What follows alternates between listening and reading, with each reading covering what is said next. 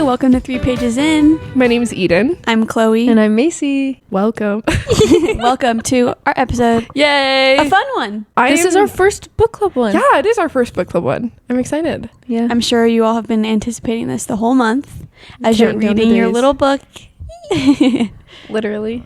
Yeah. Wow. Guys, I feel like it's been a long time since I've seen you. It has been. It's been Honestly. like a week and a half. Oh, wow. Okay, it has been. Yeah. Has it really been that long? Yeah. Dang. I feel like a stranger. I know. So here, do we want to just outline the episode really quick? So we'll talk a little bit about kind of some updates just on our life and our current reads. And then we will talk about the book, The Nightingale, which was our September book club book. And then at the end, I think we're going to announce our new book club Yep, for October. So stay tuned. Yes. Yeah. Super fun. And obviously, this goes without saying, but there will be major spoilers Yes. about The Nightingale. So if you haven't read it and want to, maybe just skip to the end when we announce our next book. Or like come back to this episode once you've read it. Yeah. Because this That's will probably always better. be here, so you can always come back and listen. True. Definitely. True. Sweet. Well, Anybody have any updates before we talk about the book? Yes. Well, Chloe and I last weekend. Oh, went Yeah. off the rails? A little bit. A little bit. Macy was supposed to join us, but she had some stuff come up that she Wait, I have no idea what you guys couldn't are talking about. the 24-hour readathon. yeah. Oh. Chloe and I stayed up for legit 24 hours straight. Did and you just guys read. actually? We haven't Yeah. even talked. I know. Oh my I know, gosh. we haven't even talked about it. Yeah. Okay, wait. I want No. to hear all about it. I want to do another one. Same. It Okay. actually wasn't hard. Like it was Guys, not hard. reading through the night sounds like the worst thing ever. Yeah, No, but like, we went on we- a walk around like 1 a.m. and we went to a gas station and like We listened to listened audiobooks. to audiobooks. Okay. Like, And we yeah. walked to get How drinks did you not and fall stuff. asleep? You know what? I couldn't tell you because I started to fade in and out a little bit around like 3:30 because I was listening, and that was around the time that Chloe and I were like, okay, like maybe let's sleep for like a little bit and like a couple of hours, wake up at 7 Yeah. and we can start again. It was like 6 a.m. by the time we actually were like, should we sleep? Yeah. Actually? You're kidding. No, and like even then, Wow. I didn't fall asleep till like 6:30. Like straight up slept for like 30 minutes. That would like ruin And my whole alarm week. went off at 7 and we just started reading Yeah. again. Kidding. No. At 7? You slept for 30 minutes? Yeah. And then from What? 7 on, we read till 8 p.m. And then at 8 p.m., we finished and then went to the football game. We went straight to a football game until like 12:30. And we were fine. You guys, like I genuinely, that taught me that I can do anything. Wait, what? I thought it was going to I'm kill like me. actually shook. I know. I thought know. it was to be harder than it was. Not to say that it wasn't difficult. Like once it was like 5 a.m., I was like, ooh, I'm feeling it. But I Oh, will say, like, gosh. I got through 2 full books, finished an audiobook that I had like was in the beginning, and then it was like 200 pages into another book. Yeah. Yeah. I finished Wow. one whole book and then I finished like 3 other ones that I was halfway through. Oh Yeah. my gosh. Wait, that actually probably felt really good. Oh, it Yeah. felt so good. Yeah. I need a readathon more than anyone. This has me thinking maybe we do another one with the 3 of us and we do an episode about it. Yeah. Okay. Like how to have a 24-hour readathon. You guys, it was I'm like so down. fun. I'm down It for the was fun. content.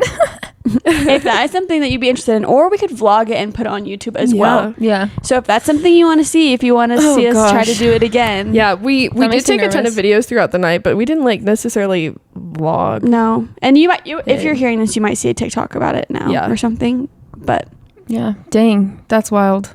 it's Yeah, fun. no, I actually had a great time. So that kind of leads into my current reads. The one that I read start to finish was Verity, and I can't believe you read it. I know. I actually really, really enjoyed it. I had heard a lot of stuff about how crazy it was, and explicit warning. There are some scenes that are explicit, and it's very like- interesting. It's the scenes, but it's also the themes. It's like 100%. Yeah. It's like a thriller mystery, Yeah. like weird book. Yeah. So if you know that going in, just like be aware, I guess. Totally. Yeah. And well, I thought it was like off the rails crazy, which I mean it is a little bit, but it was not nearly as bad as I was expecting it to be. what book have you read that's weirder? Weirder? Yeah, or like more intense with those kind of themes. Do you know what I mean? Yeah. Like it's like I feel like it's probably the weirdest book I've ever read. I just didn't feel that weird to me. I get what you're saying. Like, it's probably one of the more out there books you've read, but it's so you were like, because people hype it up, so you're like expecting this like crazy. Well, I know about like Butcher and Blackbird. Like that's nowhere. I was expecting it to be like that level. Okay, yeah. Of just like intense and weird and out there, and it wasn't. But anyway, so really enjoyed that. I also I finished listening to the rom-commers, and I started listening to Pumpkin Spice Cafe, which is such a cute little cozy. I just finished it today. It's a cute little cozy romance for the fall vibes. Spicy. It is spicy. Hence the name Pumpkin Spice Cafe. But it was really cute. And then I finished reading. I was like halfway through Air of Fire when we started, so I finished reading Air of Fire. Then I got like halfway through Queen of Shadows, which so far Queen of Shadows has by far been my favorite book in the Throne of Glass series. I know it's been a couple days since I've been able to read it though, because of finishing the Nightingale, and I got a book on Libby. So that book was Funny Story, so I listened to that this week. So really? Yeah. Wait, have you been waiting for it? Yeah, like I placed a hold like 2 or 3 months ago. Yeah. Okay, I was gonna say, because I've been waiting for it for a while. So. Yeah, so it was, and so cute. Oh my gosh, Funny Story is good. I really enjoyed it. It was my first Emily Henry book. So really? Mm-hmm. What? I have like 4 of her books. No, like way. On my shelf right now. I just haven't read them. We read all those because they're all being adapted to either TV or movie. Speaking of which, I saw the pictures. Yeah, I was gonna say, did you see the pictures of the people we meet on vacation with Tom Blythe? And wait, is he the guy in? Yes, he's Alex. Have you guys read People We Meet on Vacation? It's Alex and Poppy. I haven't. Wait, it's a couple. He's Alex. He's in Songbird. Yes. Okay. Yeah. I'm saying in the book, but that's his name. Yeah. I just saw the pictures behind the scenes of them filming like on the beach in Spain, I think, and the way that they were filming and the way that they were positioned and like their outfits was exactly like the cover. So it was really cute. You're kidding. No, it looks cute. I haven't read the book, but I need to. Anyways, that is pretty much it for me. Other than that, just been working, hanging out like normal. Do you want to talk about what you read? During the readathon, I read. Well, I was like 50 pages in, but I finished Everyone in My Family Has Killed Someone. So good. I just finished too. I freaking love that book. It was so much better than I was expecting. I was so entertained. Yeah. The plot twist was good. The writing was fun. Yes. All the little details of the story were so good. Yeah. And like they all had a purpose too. Yeah. It was like the author is a stand-up comedian, which makes so much sense in his writing. I was giggling. Like it was so good. I didn't expect like what was happening to happen. I literally was like gasping when I was like reading it. Yeah, no, we were on the couch for the 24-hour readathon or whatever, and I like every couple of minutes Chloe's like like gasping at like crazy parts. I was like, oh my gosh, like what's going on? It's so good. It was definitely more mystery than thriller to me. Yes, but probably my favorite like mystery I've ever read. Yeah, like it was just really well done. People would compare the Inheritance Games trilogy kind of to Knives Out. People make that comparison a lot, which was like kind of just because there's like a big mansion and like secret passageways and that kind of vibe. Fun. This book actually reminded me of Knives Out. That's literally what I thought of the entire time. And like the family drama and like just like the little details and like how it all wrapped up. Like I don't know. Like I was just like, guys, you need to read it. It's really good. I literally was just about to say, do you guys like have a book that reminds you of like the vibes of Knives Out? Because even like the second Knives Out movie is still not the same vibes. Like no. True Knives Out. Can we watch mystery that vibes? Absolutely, it's so good. It's like That's one of my favorite movies. Yeah. So like this book, I was like eating it up. It was that's awesome. Good. Yeah, that makes me happy. I read that. I read the rule book by Sarah Adams. Cute. It was cute. I liked it better than the cheat sheet, I think, which is in the same like kind of. Yeah, I need to read it because I read the cheat sheet. It was just a cute, easy read. I read that at like, I think I started it at like 3 a.m. Oh wow! And so that's the one that carried me through the middle of the night, and it was good because it did not require a lot of brain power. That's actually true. Yeah, and so I read that. I finished listening to Eclipse, the third Twilight book, and then I started my first Stephen King book, which I finished now. I saw you guys. It was so good. It's called the Institute. The Institute. Oh my gosh. And honestly, like my favorite thing was probably his writing. Like his writing was, I don't really know how to tell it. He's a great storyteller. I don't know. So fun. I was so entertained even when like nothing was going on. Like wow. He was really good. And I really liked how it wrapped up. It was technically I think it's classified as horror, but I don't really know about that one. It was definitely like thriller, like mystery, but it was really good. Dang. Did you read or listen to that? I read it. Oh, good. Yeah. That's fun. I have the book in case any of you ever wanted it. It was really good. After reading your review, I was like, okay, want to read. Yeah. I added it. Wait, that's so fun. I love it. That's fun. Okay, what about you, Mace? I'm trying to think of books, but I just need to update you guys on my life. What's been going on? Let's hear it. I've had the craziest week of my life. Last Saturday, I couldn't join the readathon. I had a feeling like Friday night that I shouldn't come and do it. And then Saturday I was in urgent care in the ER all day. And Nick dropped me off at urgent care because for like 4 days I've had like so much like pain in my back and my arm and like the side of my face. My forehead has been numb for days. Like I couldn't raise my eyebrows. Like it was like like it felt like somebody was like slicing me with a knife like inside, and then it felt like somebody was like snapping rubber bands on my skin. Ow. Guys, like I've been in so much pain. And then I went to urgent care and then I passed out, and like while I was like getting registered, I was like, hey ma'am, like do you have any like food or anything, like I'm gonna pass out. So they like took me on a wheelchair, hurry, and like hooked me up to everything. And then I woke up and they were calling Nick. I was going to say, was Nick with you? No, he dropped me off because I was like, hey, I need food. And I was like, hey, I need like food, like at the gas station. And I check his location. He's literally at Sam's Club, like doing our grocery shopping. And then they call him and they're like, hey, like an ambulance is coming over. So like, you need to come over right now. She might be gone like before you're here. And he was like, I had a full cart of everything. Like he was waiting in line to check out.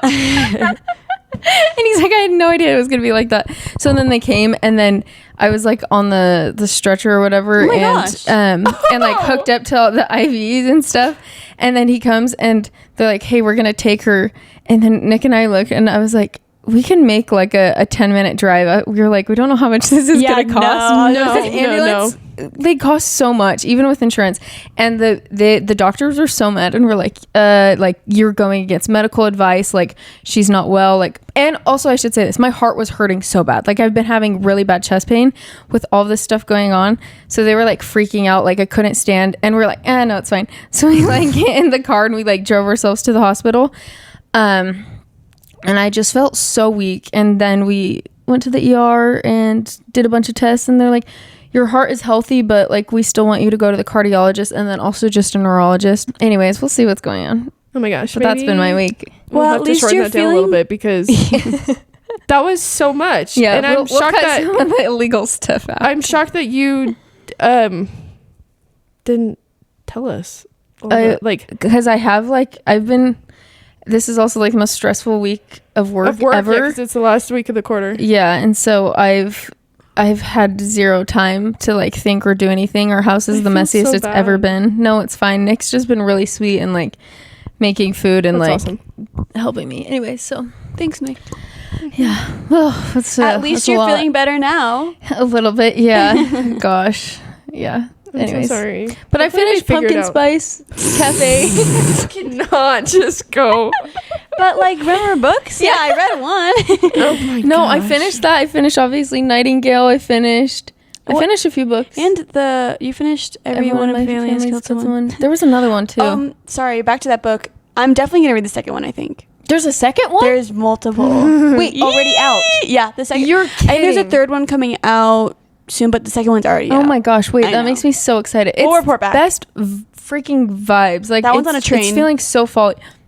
Murder on the Orient Express. I'm still hung up on what? Still hung up on Macy and all that she had to endure last week. Oh my gosh. Thank you. Books got me through. Just kidding, not on the day that I had a migraine. I couldn't do anything. Not that day. Yeah. But the other maybe a different day. Yeah. Oh my gosh. Dang. Well, I'm glad we got to catch up. This yeah. I'm still shook right now. Yeah. You know what? Sometimes life is hard, right? Yep. And to segue into our book. Oh my gosh, no. Their lives were very hard. Their lives were literally the worst thing ever. We can start by giving a little preface about what the book if is? you're sticking around, hopefully you've read warning. it. This is your time if you don't want to know. Final spoiler warning. Well, should we just give a little summary for anyone that hasn't maybe read it in a little bit? Yeah. So it follows obviously two sisters in France during World War II, Vianne and Isabel. Why that took me a second to remember. And they I also just gonna preface this now. I'm gonna cry multiple times. I already know. But they kind of take on two different roles really within the war, and Isabel joins the resistance, and I don't know. Do you guys want to jump in? She basically tries to fight against what's happening, and Vianne is really just working to not get noticed, stay hidden, and protect her kids. And that basically those are how their different outlooks on the war and how to get through. The Nazis are basically invading their lives, and their stories kind of go different ways, but also kind of converge. It's not just Can we start? Can we all just say our ratings? What do you guys rate this book?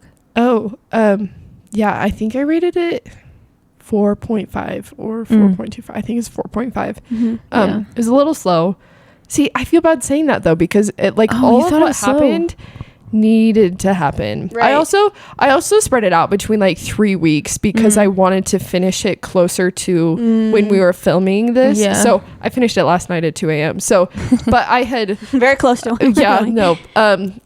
But I had finished almost all of it until last night, but it still felt just a little slow in the beginning, but all necessary. So that's the only reason why I didn't rate it 5 stars. But that was my rating. What you, Mace? I did 5. I didn't think 5. It was slow, but I can see what you're saying.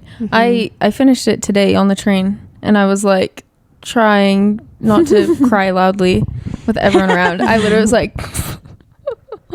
but 5. I gave it 5 too. I was obsessed, and I'm still thinking about it. I finished it. Good. I finished it a few weeks ago, I think, and I'm I still think about the book. Yeah, and that's how I know that I actually enjoyed it. I think your review said something the first book in a while that's made you feel something, and I 100% agree. Yeah. Holy cow! Actually changed my actual life, how I see my life right now, and how I'm going to think about things moving forward. It was really good. Sorry, go. Oh, you're good. I was gonna say it I don't know, just how you view the world. I feel it taps into that a little bit. And my mother-in-law actually was texting me last night about the Nightingale, and she said that she read it forever ago, but she said it's one of those books that just really sticks with you. And I felt that was such a simple way of just really encapsulating the themes of the book, and not gonna forget that. And I feel World War II feels like it was forever ago, and we're finally starting to get to the age and the point in time where there's almost no one alive who was experiencing it firsthand. And I feel that's only been within the last 5 to 10 years. And so I feel I don't know, it just hits a little different. It's kind of sad. It was a very sad book. It is sad. It's so good, but so sad. And the thing that I liked about it, even though it's fictional, it's obviously World War II actually happened, and I think it was loosely based on people and their stories. I read in the back, the author Kristin Hannah, she talks about how each sister was based on separate stories. It wasn't the same family, but these were based on actual people and their actual scenarios and everything. Yeah, which I think helps to make it feel so real, because it was real for some people. Maybe not this exact story, but that was their reality at the time, which is awful. Crazy. Oh gosh, I think the author was such a good storyteller. Yeah. It was so good. It makes me want to read her other books, because you can totally tell that she had totally researched and prepared and learned all of these things and whatnot to write this story. And that's the same for all of her other books I've heard. She has a couple other books about women in the Vietnam War and stuff like that, and it's all just wow. Yeah. Wow. Oh, I'm feeling heavy about it. I know. I don't know if you guys feel that. But I guess, should we start and talk about, because we gave our 3 pages in. Oh, yeah. Our reactions to the first 3 pages / predictions for what we thought the book was going to be. And so we wanted to go back to those and see if we were right, if our thoughts stayed the same, whatnot. Yeah. So. Yeah. I don't know if I really had any predictions at the beginning. I more just kind of was going off of vibes. Yeah. And what I thought the vibe would be. And I feel like it was a little different than I was expecting. Obviously, we knew it was going to be a story about these two sisters and their experience through the war. But I think I remember I talked about like Titanic and like the Notebook. I was like, that was what it reminded me of, because the beginning of this book, it takes place in, I think it's 1995. And so it's takes place where, I mean, spoiler alert, well, you already gave that, but like Vianne is old and she's like opening this box of like memories, and she's been like invited to go to France for this little thing. You don't really know. It was like a little conference or just like, I don't know, whatever. Basically, she got invited. An event to celebrate like stuff that happened in the war. And her sister, the Nightingale. One thing about that, no, you're good. This is kind of like something I liked. You didn't know which sister it was. Not until the last chapter. I had a feeling. Same. But still, I really liked that. Just being because it made you feel like you didn't know exactly how it was going to end. Yeah. Well, you knew who it was halfway. No, you didn't. Because in the first beginning she said a girl named Juliet Gervais. I know, but you didn't know if it was her card or her sister's. She just had the card. She said it was a girl.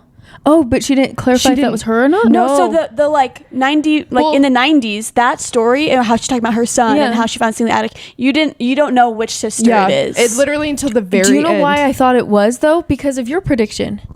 You said yes. That's why. That's so funny, because you can say what your prediction was. Yeah, I guess we talked about predictions, and the first 3 pages it mentions that ID card and of Juliet. And I didn't know the names in the back of the book. So I didn't know the sister was Isabel. Yeah. And so when like we're reading that, I'm just like, oh, like I made that prediction or whatever. I was like, maybe that's her sister. Yeah. Whatever. And it turns out it was her sister's card. Yeah. It wasn't. Her sister's not fake. Julia. Yeah. Yeah. Her sister's name is Isabel, but she used the fake. I mean, you've read the book. You know what I'm talking about. But yeah. That's totally why I knew it was that's so funny. I figured it was her because she had kids, but she didn't have a son. But she didn't. It could have been either. Nor did we know his name. No, because it says his name in the beginning. Yeah, I was gonna say, because she did have a son. You know, like Daniel was staying with them. Right. Yeah. So don't bring him. I've already told him. Gosh.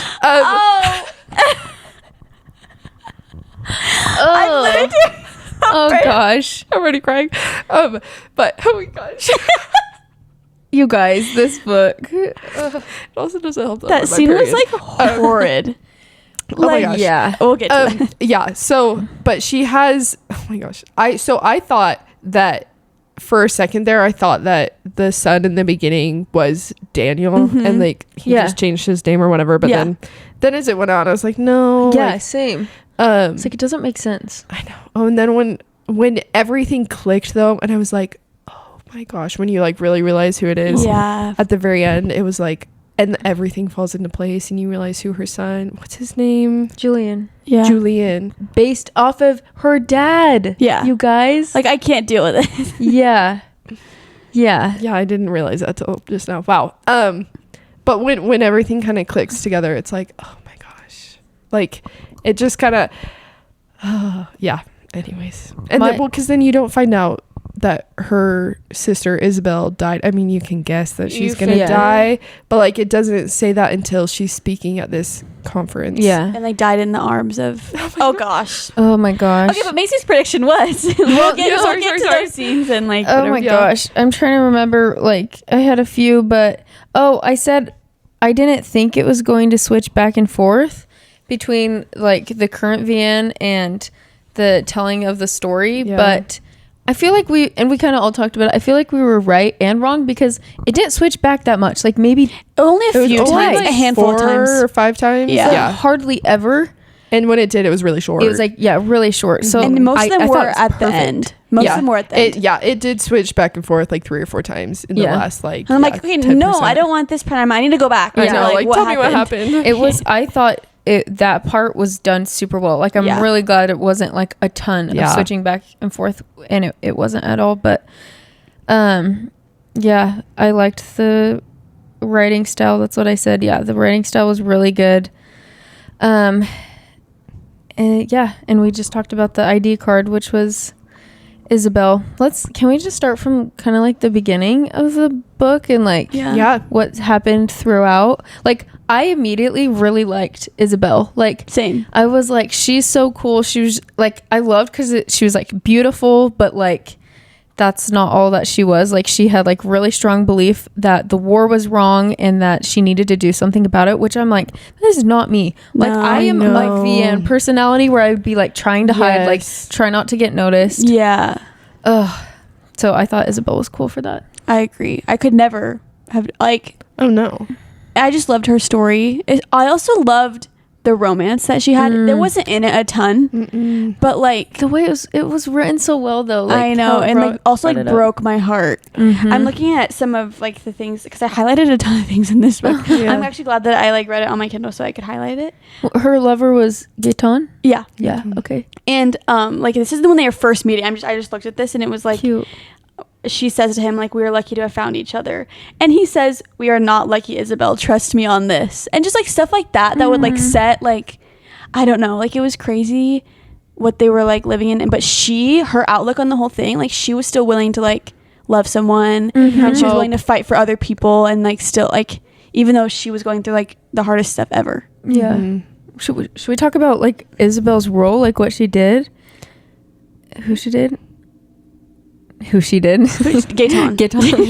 I mean, people like if you're listening, you know. Well, I'm saying like talk about like the actual stuff. Like it is crazy that she crossed the Pyrenees. Oh, so at least like what 27 times. Yeah, it was like an insane amount of times. More than that, I think she did. Like she like saved so many men by like she was saving. Was it American soldiers and just any soldier, any one that wasn't German. Yeah, and she would take them to like a safe place, which is like. Just like they're climbing these dangerous mountains. Like I don't know. Like I was like hiding, like from like and how it happened in the first place was she found that down to airman and like kept him in her closet or whatever, and then was like, I got this guy in my closet. Like we need to get him to safety, and was kind of roped in that way. And she just from the get go, like she did it by herself, where she was just like, all right, like I'm in. Like I know. Even like I'm going to sacrifice myself and like. So many other people put so many other people at risk just to save like this one person, which is like absolutely crazy. And it's like if I were in that position, like I don't know about that. I don't know. Like well it's like I feel like I value my own life more than like a stranger's, you know what I mean? Yes, well, especially like in wartime. Oh my gosh, yeah, it kind of feels like you just fend for yourself, like everyone's kind of just like protecting themselves and stuff. But she, and like you have to think about it, she and Gaetan and like Henry and all of those people who were all doing that, like put in all that effort, risk their own lives to like even save that one person at first. Yeah. And then it just keeps growing because they know there's such a need and there's like so many people that they needed to save. Well, and they didn't have to. Right. Like they didn't have to do any of that. Left them. Like they could have just been like Vianne, where eventually Vianne did switch over into that, not that mindset, but a little bit where she went out of her way to save all these children. But not to say that Vianne was in the wrong either. Not at all. Because like, how do you choose between saving a stranger and like protecting your own child? Well, I was going to say the difference is Isabel is single, whereas Vianne has a husband who has gone off to war and has kids. Well, one daughter at the time. And also so sad. Also, I loved the friendship between Rachel her and Rachel. Yes. I was like, oh gosh. When the scene when she gave the name to the list, I literally gasped. I was like, because it was on a separate page. The name was on my Kindle. The name was on a separate page, like ending the chapter, because it was the last thing. And I turned it and I was like, I was like, no, you're kidding. Because as a reader, when the war happened, like for like 80 years ago, like, we're reading this and we know what's happening to these like people, these Jewish people, even if they're from France, right? Like we knew that they were being taken to camps and like whatnot. So like she's just giving this list, she doesn't know what it's for, but I as a reader I like read that and I'm like, no, why would you do that? You can't do that. But she doesn't know why. Can we also talk about the dynamic between the first German soldier and Vianne? Captain Beck. Was he? Did you guys think he was good? He was good. Yeah. I was skeptical, but yes, I was skeptical at first for a minute. Even when he was like talking about his family and his wife or whatever, I was like, is it real? I know, seriously. But the longer that like you got to know him, the more I was like, okay, like I can kind of trust him at least a little bit. Yeah, I was opposite. He was feeding them too, and he was like helping. He wasn't. Bart, I mean, it was after the fact, but when the other guy came, I was like, okay, so we had a really good with the other man, the other captain. Yeah. Okay, I'm like, bring him back, that's true. Please. I just like, it was just, and I get it, kind of, but the weird vibes when she was like, I started to feel something for him, and like he would make comments. See, that's where I was like, you know what it reminded me of? It reminded me of in Sound of Music, Liesel's boy that she was obsessed with, Nazi. Yeah. And I don't know, he was giving me that vibes, and I was like, he's gonna turn at the very end, so that's why I was like super hesitant. Which in a way he did. Yeah. I mean, like, in a way, but he like, was like, it's orders, which it is. Like, I wonder though because we don't know what he would have done. No, he got shot. Remember, like Isabel killed and hit him. over the head. Yeah, with a shovel. True. So like, we really don't know what would have happened if he did find them and they talked to him. There's a chance that he could have helped them like leave and pretend the whole thing. He did try to help with Rachel. Right, exactly. He was like, don't have her be home for these days. Oh, can we talk about that for a second? That scene that broke me. With her daughter. Oh. What was her daughter's name again? Sarah. Yeah. I Sophie's best friend. I texted them Macy and Chloe a picture of me bawling my eyes out. I don't know why I thought it was a good idea to listen to it while I was on my lunch break at work. Absolutely sobbing. I have a meeting in 20 minutes. I'm like trying to like fix my makeup, but I found it. Oh my gosh. Yeah, no, that what blows my mind a little bit is stories like this happened all the time to so many people, and like you don't even hear about it really. Yeah. And personally, like when I think of World War II, I don't think of France. Right. And there's so many countries that were invaded, and so many people got like uprooted from their homes. Yeah, and not even like not just Germans, you know. That scene with Sarah and Rachel, and I mean Vianne's there and Ari's there. Oh my gosh! Literally, can you please read the quote? Which one? Because the one at the bottom, the one the one that literally made me sob. I was on a boat when this was happening. I was literally on a boating trip with my husband and some of his family and people, whatever. And people looked at me and they were like, they thought like someone in my family had just like died. Like literally, that's what they said. They were like, we thought you got some horrible news. I'm like, well, I did get horrible news. This is the scene where, oh my gosh, Sarah had just gotten shot. And they carried her in the wheelbarrow and stuff, and they're like talking beside her. And like in the scene before, like Vianne's like, come on, like we can save her. So they put her in there, like wheeling her out. And she's like, before when they were telling like Sarah that they were gonna have to leave and stuff, they're like, you're gonna have to be brave, like you're gonna have to be able to do it, like we can do it, like we'll whatever. She said Sarah lifted her head. Did we make it across the frontier? Blood bubbled from her colorless lips and slid down her chin. And Rachel, her mom, said, we did, we're all safe now. Sarah goes, I was brave, wasn't I? Oh my God. That just gave me goosebumps. Her mom, she said, yes. Rachel said brokenly, so brave. Sarah, I'm cold.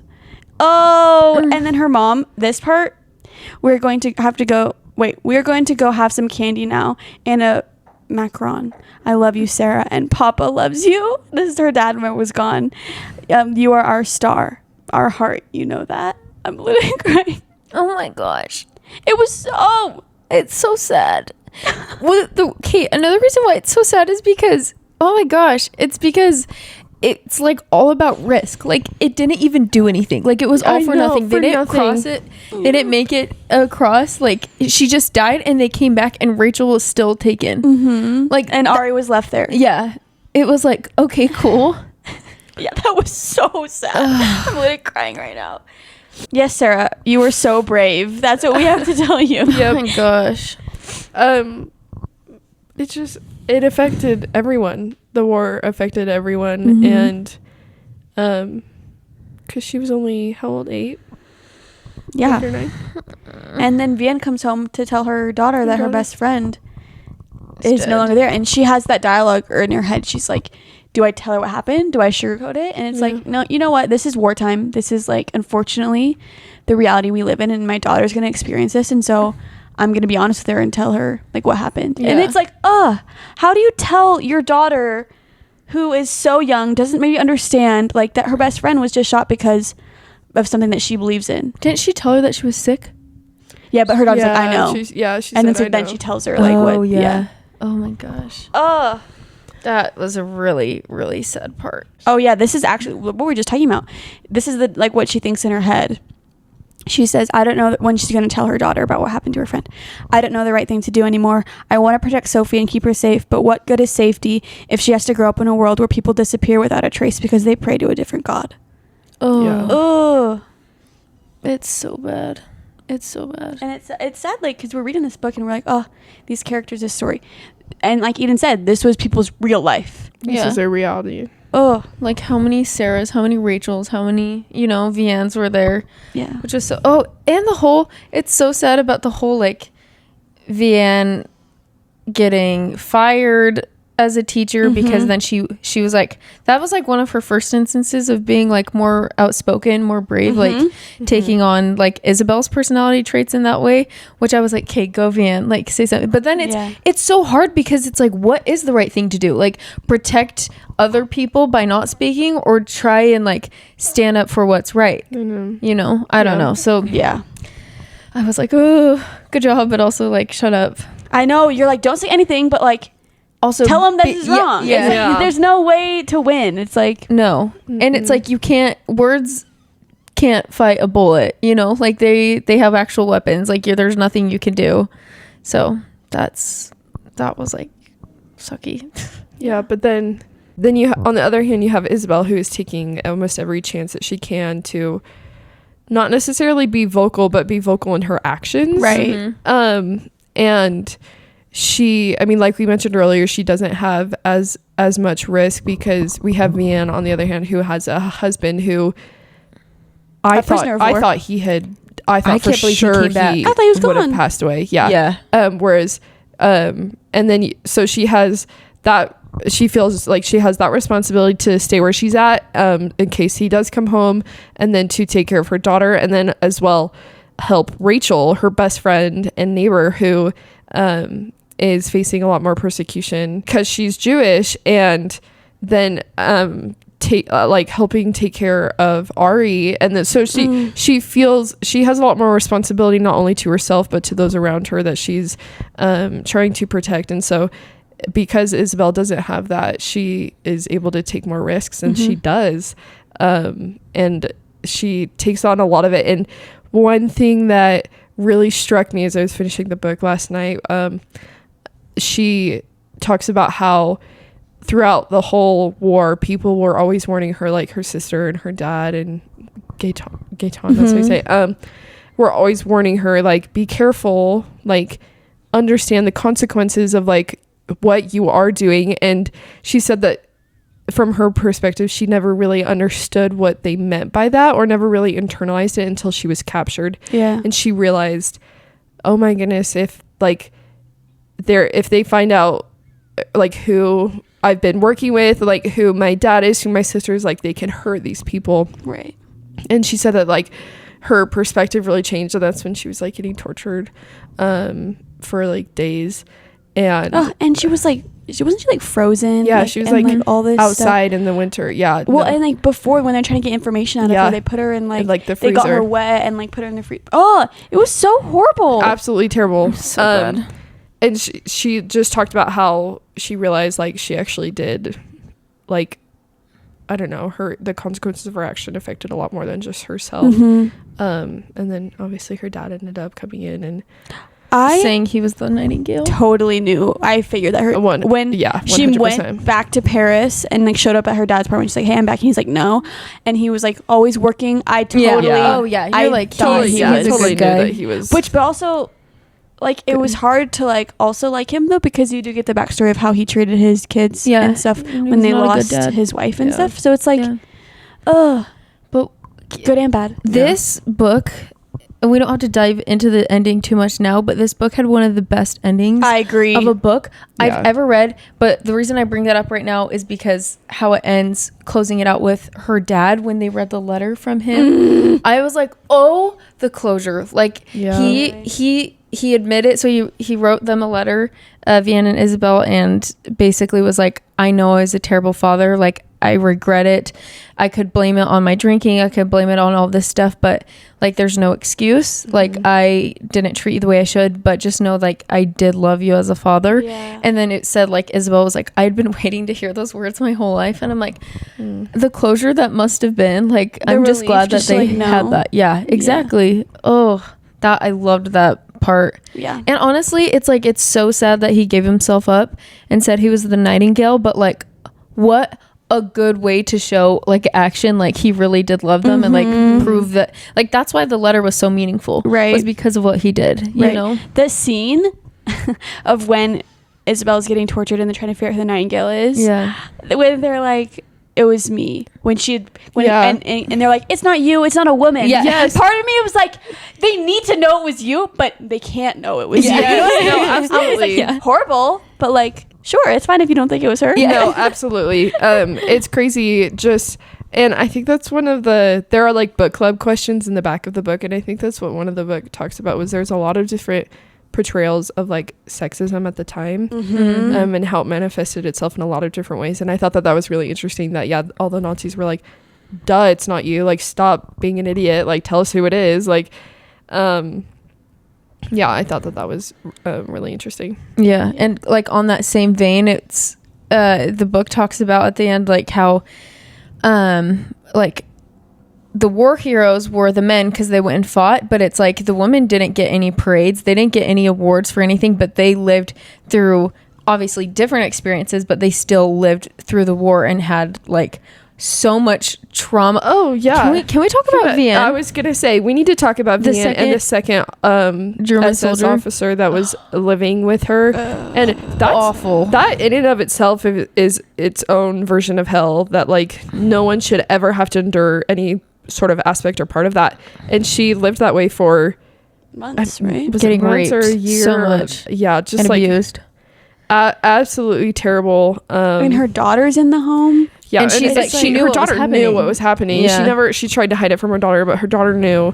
In reality, it just and like you said, like, these women aren't getting any awards, they're not getting any parades, like, everyone's welcoming their husbands home, like, which valid, what they endured was also very terrible and different in its own way, but like, she had to endure so much, and she took on so much risk, especially towards the end, helping all these children, like 19 Jewish kids or something. I was so like sobbing during that. Well, and so sad, because at the end of the war, when everything's liberated and they're going to try and find Isabel, they like meet with someone, I think the Red Cross or whatever, and she was like, it's not very many, but like, I have 19 Jewish children, and like and the Red Cross person was like, are you kidding me? No. Don't you dare say that that's not very many. Like, you just saved like 19 people's lives who, like, basically they said who would have been killed. Yeah. Like,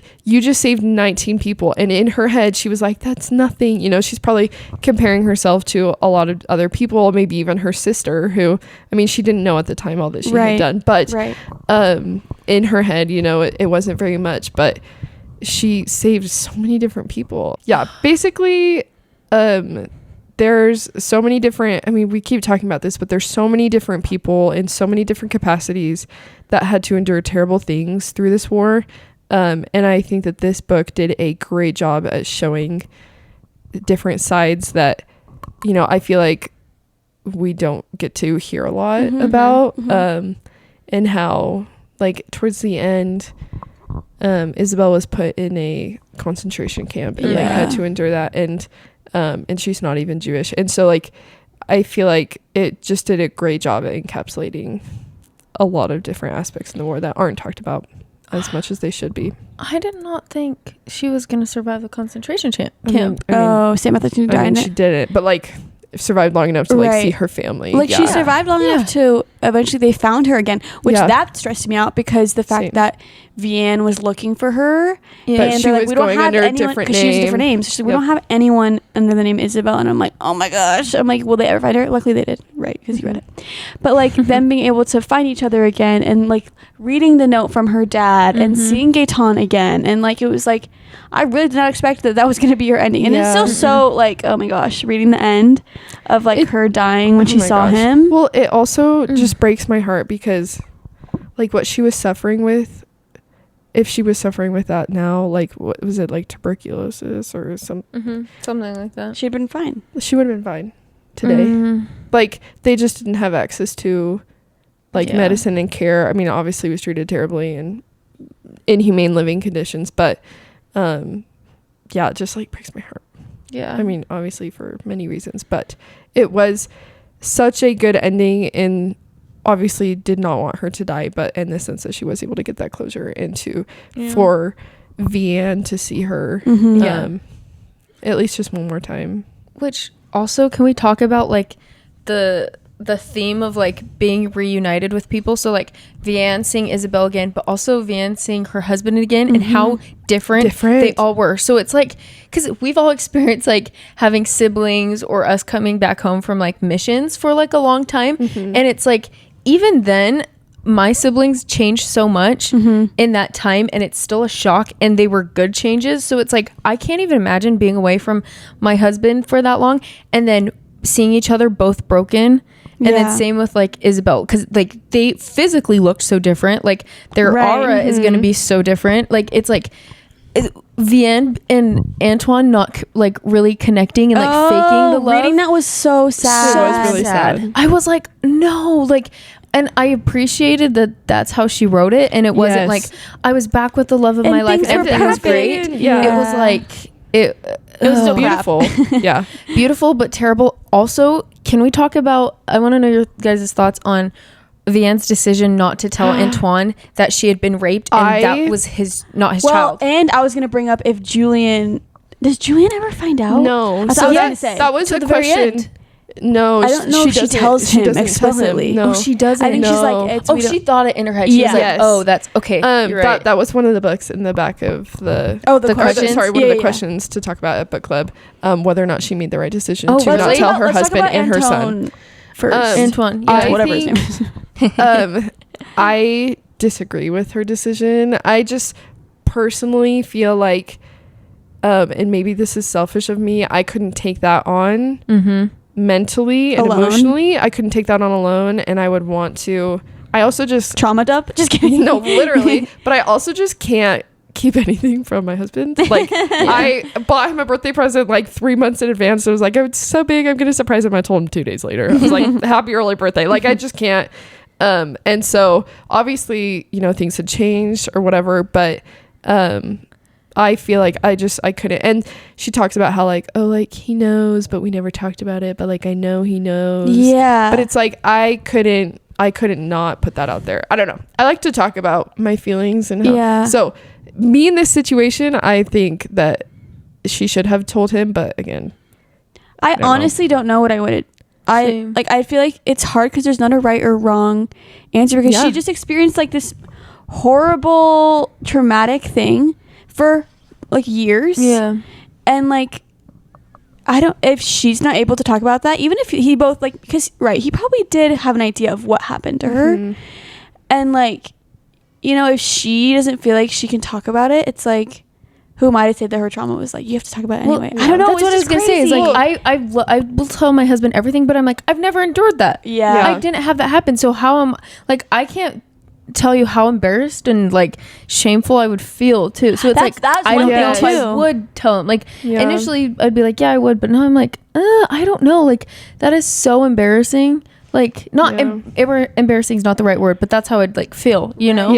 Well, I think a lot of it, at least how I read it, was a lot of why she wasn't telling him was for him. Yeah, right. Because he already endured a lot. And that's what I think I don't agree with. Obviously, like I am not in that situation. I don't know. What about her son?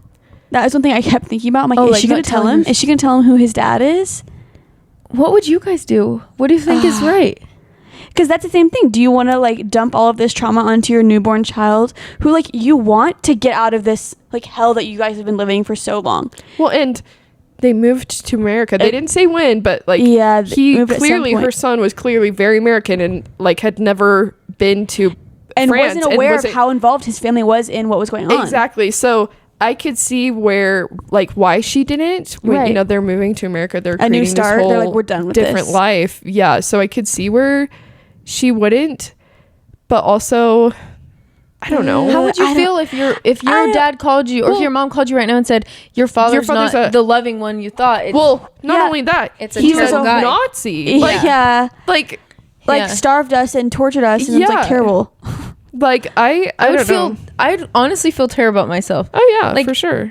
I don't know. I'm not adopted. I don't know that experience at all of like having like your own parents that you were raised with, but then having like biological parents that you didn't know. I don't know. Like I honestly have no idea what that'd be like. When it gets to a point when he's that old and he's like unaware, like, well, and do you tell him then? She clearly is gonna pass away soon. You know, it's like she's sick. Yeah, and like everyone else who knows has already passed away. You know, so it's like I feel like if she was gonna tell him, the best time was when you grow up with that knowledge, is always knowing. But it's like, but then how do you tell this? Like, they're not gonna understand what's going on.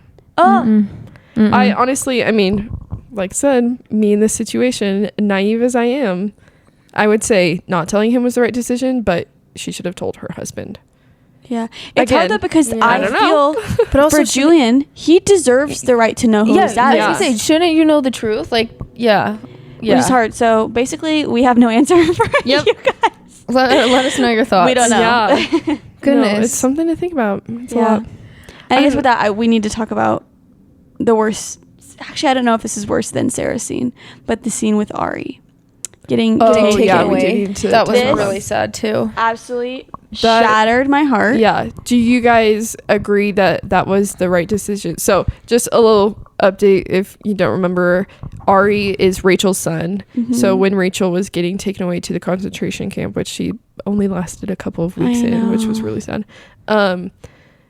Ari was her baby at the time, like newborn, like infant, like very young child, and my gosh, Vianne took him in and just raised him as her own. It was for years. Had to pretend they told everyone that it was her husband's cousin's child who and that passed his name was away. Daniel, and that he was, because they would have taken him away. Mm-hmm. And they just went on with this lie, and it got to the point they even told him that he was raised, and he thought that those were his parents, and that Sophie was his sister. I would take any one of your children. I would brainwash them too. Just kidding. You're mine. I would gaslight them. I'm their mom. But she needed to. That's the only way to keep them alive and safe. And also the scene before him getting taken away, when the dad comes home and he's like, wait, who is that? And Sophie's like, it's my dad. And then he's like, Papa, Dad, I'm so excited to see you. It's like he doesn't know this man. No idea. But Antoine was also so cute, and he picks him up and was like immediately wasn't like, who is this? And Vianne's like, I'll tell you. I'll fill you. She's like, okay.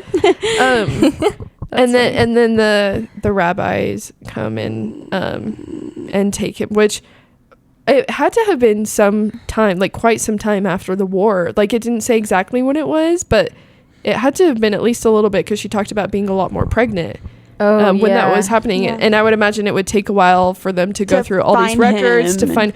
So the rabbis show up and say, Rachel has a cousin in America, and they are going to take him. And at first, Vienna's like, what? No. He's lived here with us for years. He is our son. He calls me mom, calls him dad. He is our son. He's we need to take care of him. And the rabbis were and they were we'll take him to serve at church service. We will raise him Jewish. And the rabbis were we understand your intentions, but he needs to be with his people, and he needs to, it can't be, when you remember to take him to church, he'll go, but he needs to be raised that way.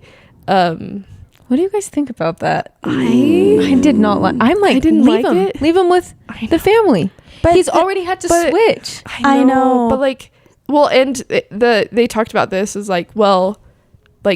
he's still so young now that it would be easier to do it now. And there's a chance he doesn't even remember much of them anyways. Yeah. Like he was like only like 4 or 5, right? Yeah, I think he's 4. Yeah, like he wasn't very old. But that it broke my heart. So the rabbis come and like, yeah, she's like, when are you gonna take him? Thinking it would be like a couple of days or like a week, and they're like, now, like literally right now. And so I know she's not only has to make that decision, but she has to go now after learning this and tell him that they're taking. And the worst part is too, like literally the scene before the rabbis like knock on the door and like come in. It's like the scene where they're singing and performing and together. They put together a little like, song. It's so cute. I can't even deal with it. I know. He like gets so, he's like serious. Like Sophie's like trying so hard. So and I have highlighted like right when she has to go and tell him after she shows this information, and she literally just said, she's like, well, I guess it says like she was just so tired of being strong, because that's what her husband says to her. It's like, we can do it, we have to be strong for him, and she's like, I'm so tired of being strong, like I'm done with it.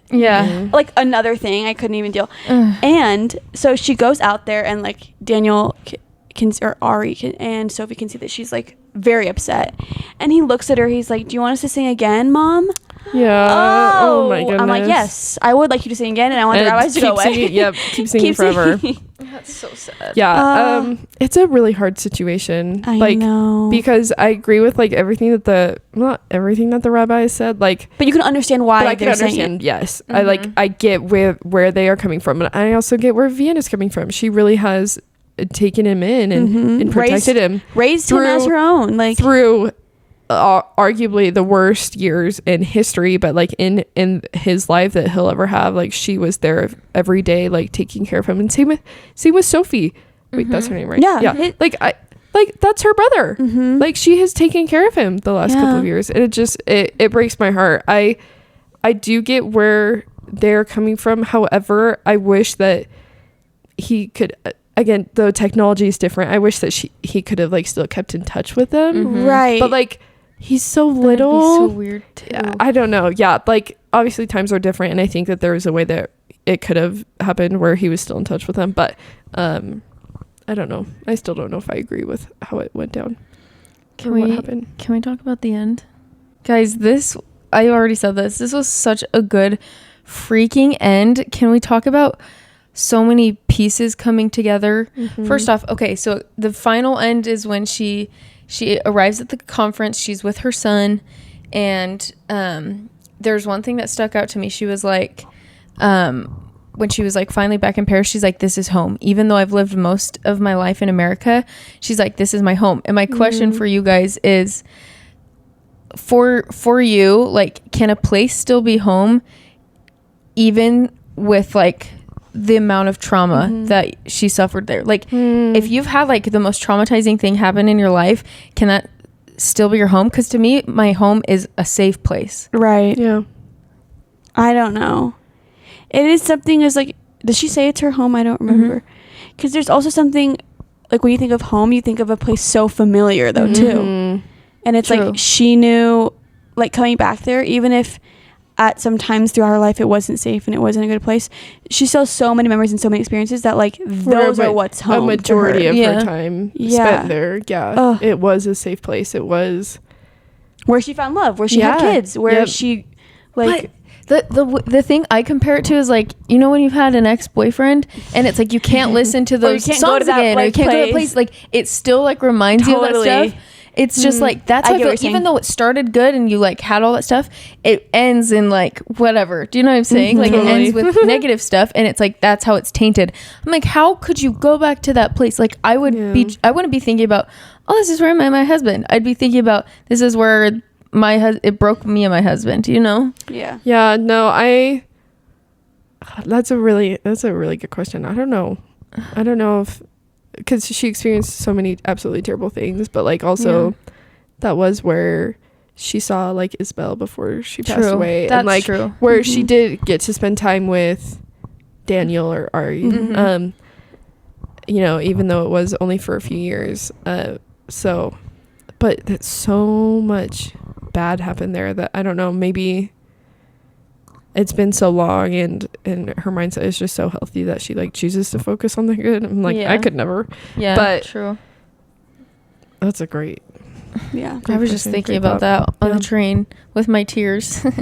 But first off, we already addressed Vianne naming her son Julian after her dad, which was like perfect round circle. And then the end conversation. Talk about the people that she saw. So she saw Gaetan. This is Vianne, obviously. At the Isabel's conference. dead, but she saw the conference. Gaetan. We didn't touch on that, but it was so cool and special that they were putting this whole thing together for Isabel, and like the soldiers and their families were all there, like being able to remember like the good that was still there. Like that was cool. Sorry. Yeah. No. I was gonna say the fact that Gaetan named his daughter Isabel and like introduced him. Oh my gosh! I literally was like, and he was like, I have always loved her. Like I'm like, stop. That's so cute and so sad. Like, I cannot imagine being Gaetan and like living and being like, just oh my gosh, the stuff that they endured. So that was like cool, full circle. And then she was reunited with Ari. Oh my gosh, I'm gonna cry. He's like pulling over. That like literally made me sob. I never forgot you.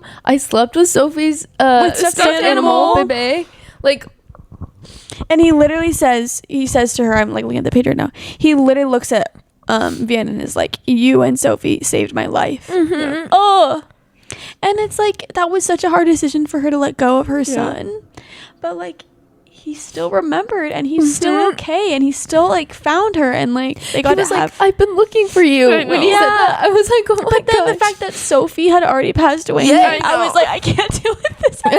Like another freaking thing. Yeah, I'm like, how did Sophie pass away? 15 years before that time. Yeah. Oh my gosh, that was sad. And Julian's just standing there. He's like, "Wait, what's going on?" Okay, she's told him nothing. I know. Yeah, that's crazy. Nothing. But it's like, you know what? She didn't want to relive it. That's fine. Yep. I wouldn't. Yeah. But yeah, the end, Ari being there, I could not. I literally was reading it. I gasped when I saw his name. I was like, sobbing. And Coleman's like, my husband. He was like, "What is going on?" I'm like, I'm just having a really special experience here at the end of this book. Who else? Anouk was there. She saw. Oh my gosh. Yeah. Like she's like saw those like three ladies like sitting there. Oh my gosh, that was like I was like wow. That was cool.